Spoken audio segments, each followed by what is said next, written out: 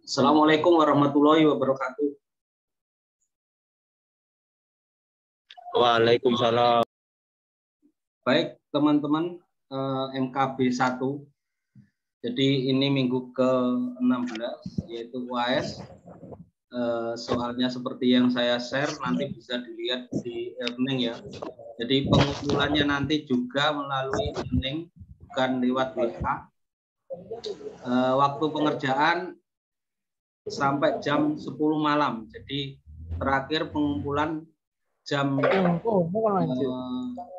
ya.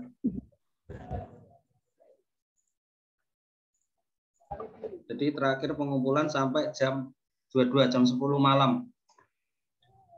Saya akan jelaskan soalnya, yaitu nomor 1 ini bobotnya 30%. Ini adalah deskripsi. Jadi dengan apa yang diketahui dengan beban kejut, beban berulang, kegagalan praktik, dan analisis elastoplastis. Nah, ini terserah jenengan nanti menguraikannya seperti apa.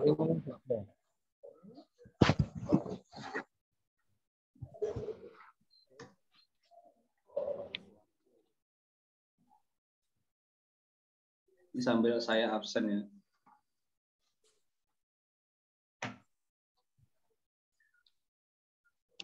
Terus untuk soal nomor 2,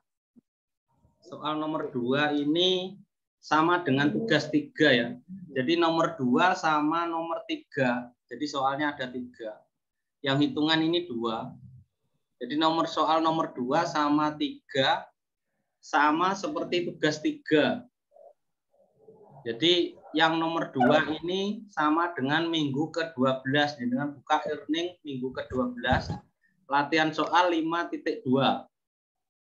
Pengerjaannya hampir mirip dengan tugas 3. Jadi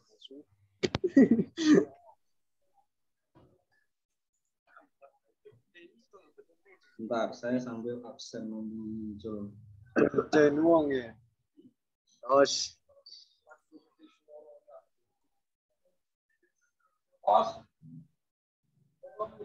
Apa sih?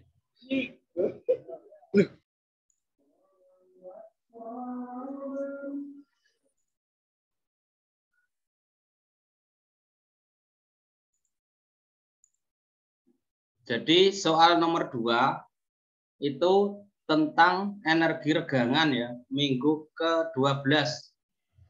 Nah, di sini yang diketahui ini ya, gambar 2.1 sketsanya. Jadi ada beban P sama Q.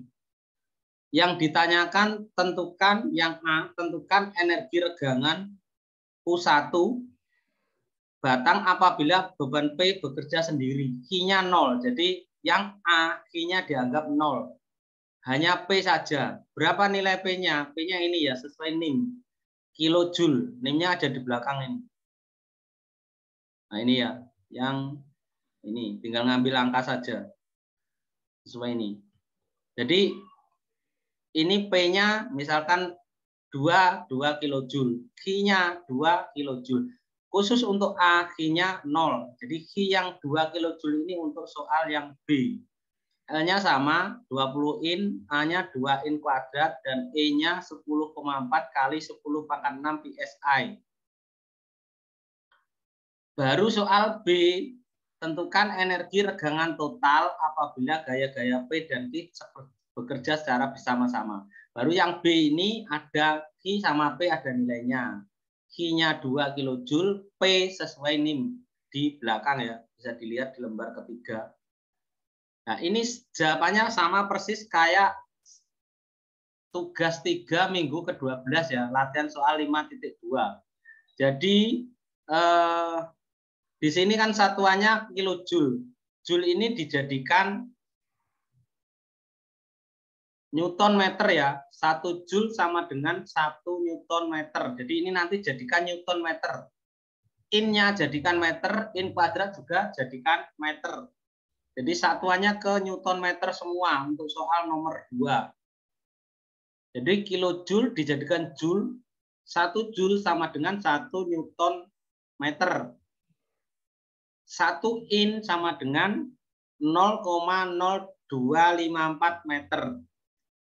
Sedangkan 1 in kuadrat sama dengan 0,00064516 meter persegi. Bisa dilihat di Google ya, untuk konversi dari in ke meter. Jadi ini untuk soal nomor 2, satuannya dijadikan Newton ke meter ya. Jadi Joule-nya ke Newton, Newton meter, terus kemudian in-nya ke meter. PSI itu juga ke Newton meter ya.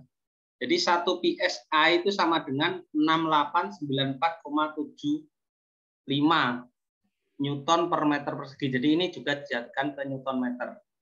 Khusus soal nomor 2. Nah, ini penyelesaiannya tinggal masukkan U1, kemudian nanti yang B ini U1, U2, terus di total antara I1 dan U2 yang B. Khusus yang A ini cuma U1 saja. Itu bisa dilihat di tugas 3, soal 5.2. Nah, dari gambar ini nanti jenengan cari N1 sama N2. Baru nanti dimasukkan ke rumus U sama dengan sigma N1 L1 per 2 EI A1 AI ya. Sampai lihat di minggu ke-12.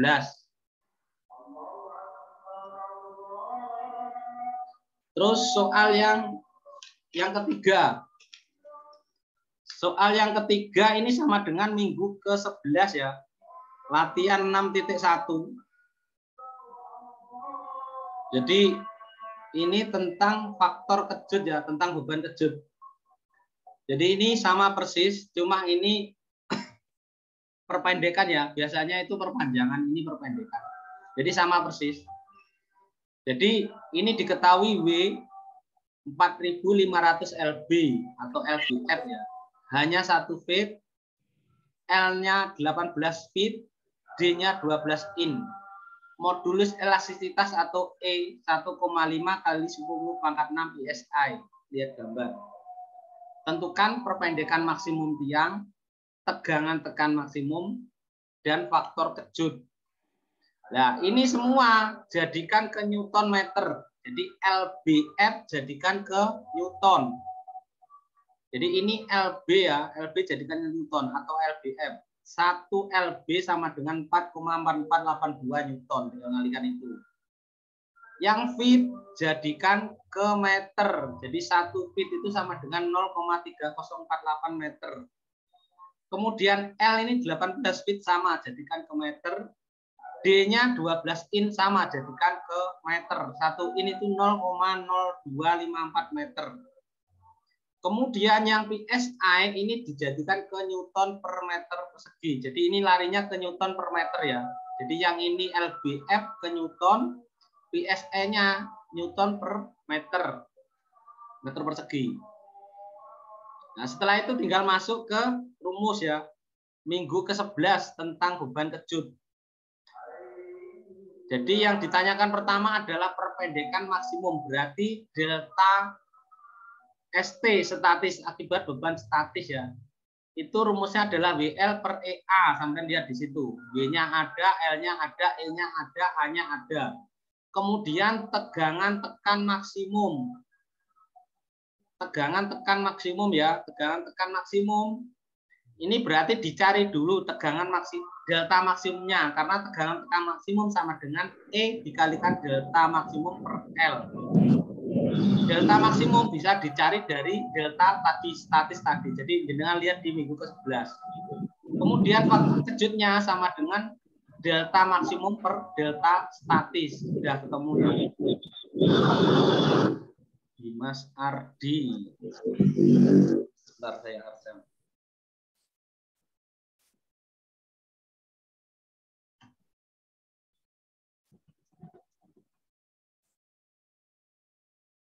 Halo, ada yang ditanyakan?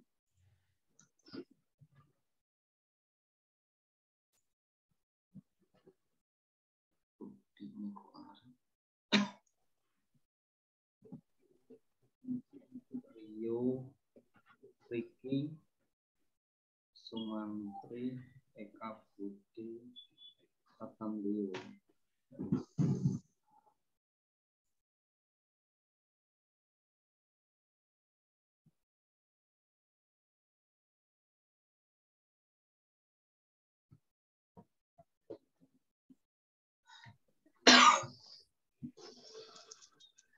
Baik, itu dari saya ada yang ditanyakan.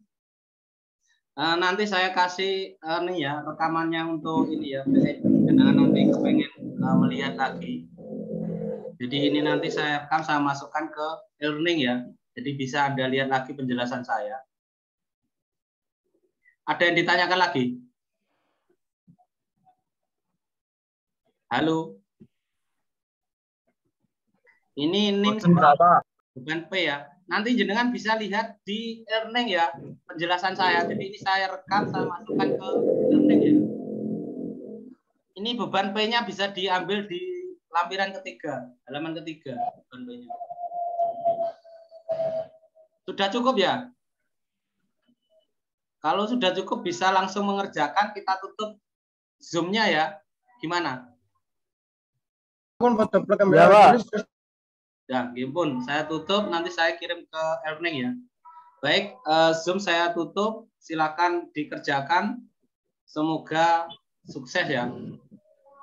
Assalamualaikum warahmatullahi wabarakatuh. Waalaikumsalam warahmatullahi wabarakatuh.